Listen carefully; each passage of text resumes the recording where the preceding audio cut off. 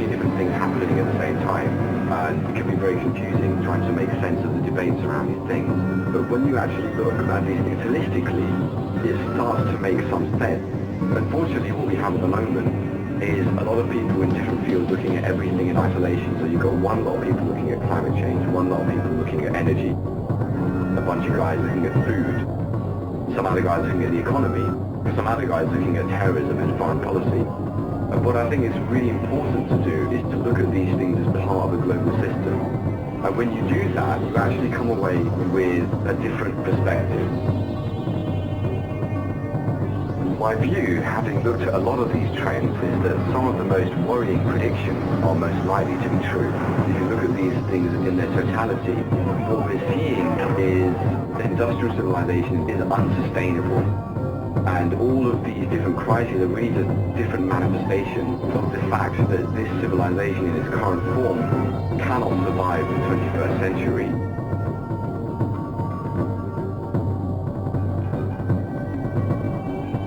I've been trying to understand what is actually going on in each of these crises, trying to get a grip on the debates between experts. So for example, what is climate change and is it real? What is energy depletion? Is it real? How does it work? Or are these things just something that we're being told? And I'm trying to really separate out vested interest from actual data and evidence. Vision is the most important of the human senses. We learn to see only as we practice using the eyes.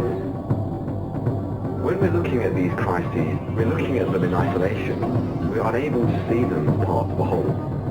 So, to the extent that you have climate scientists looking in a very narrow sense only at our interference with our environment, and looking only, for example, at environmental degradation, they're not able to see the links that that has directly with the structure of our global economy, and how that structure, in a way, compels us to go on this path of infinite growth. Just to survive, just to stop our businesses from failing, they have to continue growing every year. They have to increase their profits. That's just your baseline to survival. So the doctrine of unlimited growth is a failed doctrine. It cannot work, and it's creating absolute disaster. But most of the experts looking at these things are only looking at it from their own lens. So for them it's an invisible crisis because they don't really see the bigger picture.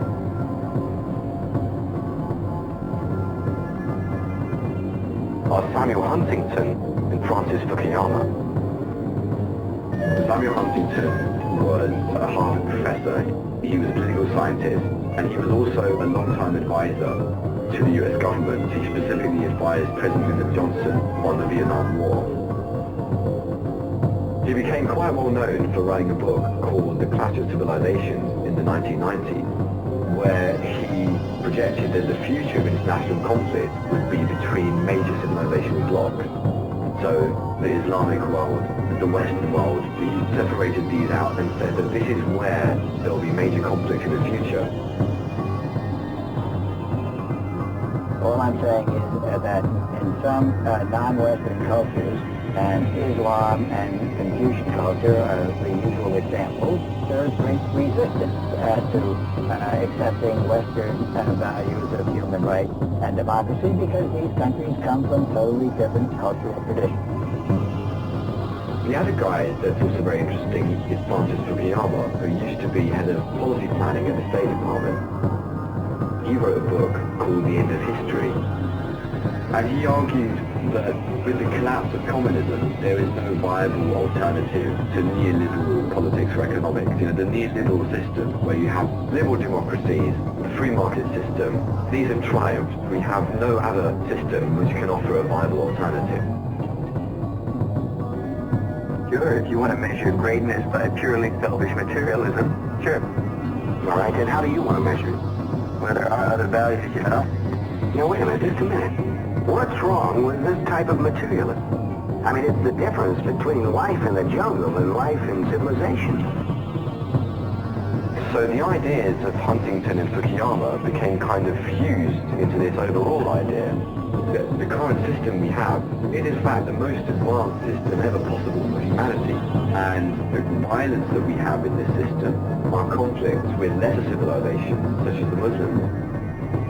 When you believe these things, when you believe the current system is the best we have, and when you believe that the war on terror is just a war against crazy barbarians that hate us because of our freedom and our way of life, you're out of touch with reality, and you don't really get the systemic causes of what's going on.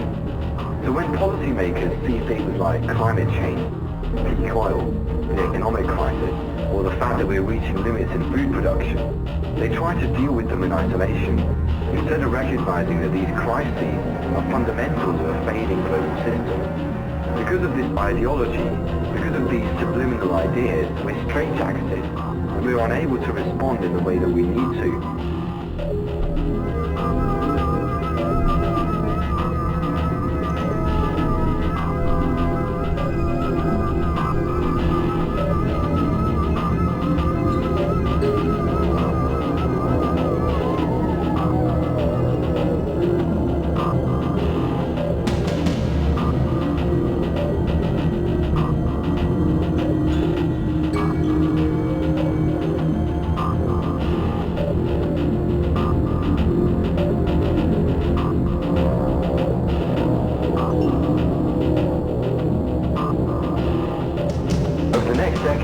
I think we'll see increasing evidence that we have passed the tipping point on climate change. For me, it's very clear, having looked at the scientific data, looked at thousands of different scientific papers, that global warming is real. The mainstream assessment from the majority of scientists that it's largely because of fossil fuel emissions, but I'm convinced that that is accurate. And I have looked in detail at a lot of the skeptic arguments that suggest, for example, that maybe climate change is due to natural variations, such as the sun, or it's due to cyclical variations in the Earth's natural climate cycles.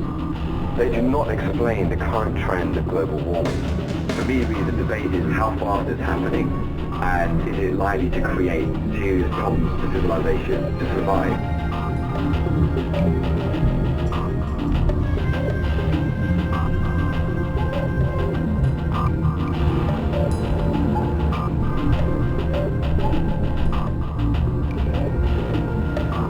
Most of the policymakers have agreed to this baseline target that we should reduce the amount of fossil fuels in the atmosphere to about 450 parts per million. That will get us to a 2 degree Celsius rise by mid-century. And if we can stabilize at that level, then we will avoid some of the worst effects. Unfortunately, that's unlikely to be the case.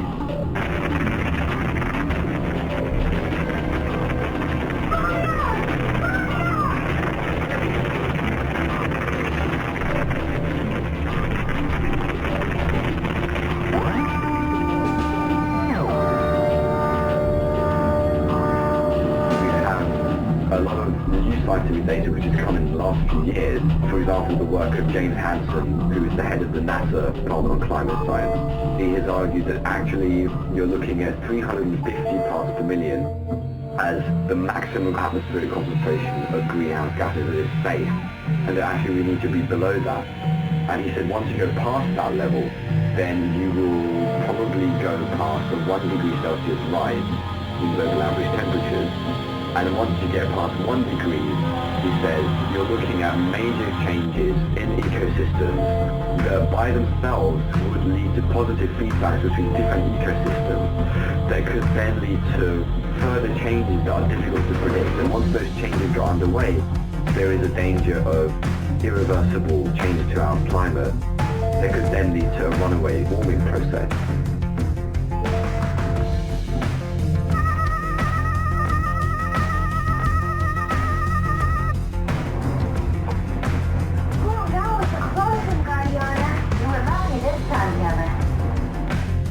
The problem is we're really on the edge right now. We've already had a rise in global average temperatures of about 0.7 degrees Celsius. This is considered anomalous. In terms of atmospheric concentration of greenhouse gases, we're currently at 445 parts per million, which is well over the 350 limit suggested by Hansen. In terms of where we are with fossil fuel emissions, we already are past the danger point. Do you know the danger dodger salute, Kevin? Aware, alert, alive. That's right. Now let's review what's meant by the danger dodger motto. Being aware means knowing the dangers that surround us. And being alert involves planning ahead to avoid those dangers. Aware, alert, alive. Constrained by the subliminal policy assumptions that we have seen, that these ideas about the mutable political economy being the most smart system possible. When you have that baseline assumption, then something like climate change is not seen as integral to the way our societies are working. It's seen as an aberration. So rather than saying that we need to change the way our societies are working in a progressive way, you're seeing a push for more neoliberal capitalism rather than less. In the boardrooms of the EU's biggest firms, company directors now discuss greenhouse gas emissions in the same hard-nosed business terms as balance sheets, shareholder dividends, or annual reports. The reason for this change is simple. Thanks to the European Emissions Trading Scheme, which began operating in January 2005, carbon dioxide emissions are now a tradable commodity. If business is able to invest in some kind of enterprise, say in China, which is probably not very green, and where they're likely to make substantial profit. And by investing in that, they're purchasing a number of carbon credits. The value of those credits is equivalent to a certain amount of emissions. So what they can say is, having purchased that number of credits, that is equivalent to a certain amount of greenhouse gases that we've reduced. So then they can put on their books that they've actually reduced their emissions by a certain amount, because they've spent a certain amount of money on carbon credits. When actually all they've done is invested in an enterprise to make profit and use the image of that investment as a green investment to say that we've reduced our carbon emissions. And in fact, that may well be increasing carbon emissions. So this bonanza of profiteering has been going on for the last few years.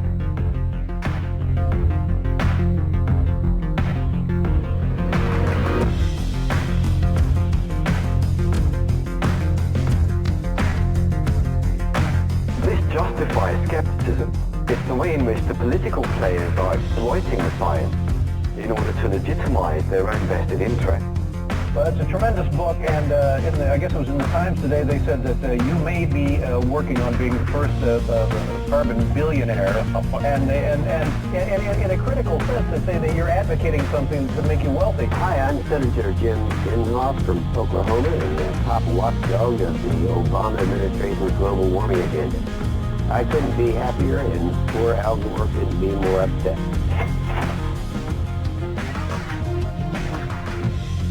Global warming is probably the greatest hoax ever perpetrated on the American people.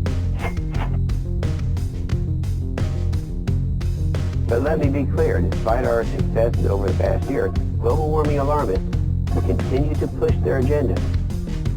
What this means is that we should be skeptical of both sides of the political spectrum, who are quite happy to hijack whatever discourse suits them to suit their interests. On every billboard, radio and television, on every newspaper and magazine, I want to ask my Boy Scout magazine and every college paper, full-page ads in color. What we really need to look at is the link between climate change, our dependence on fossil fuels, these vested interests who control the fossil fuel industry, and of course the wider neoliberal global political economy, which is designed to meet their interests, and a very consumerist society, which plugs us into that system and keeps it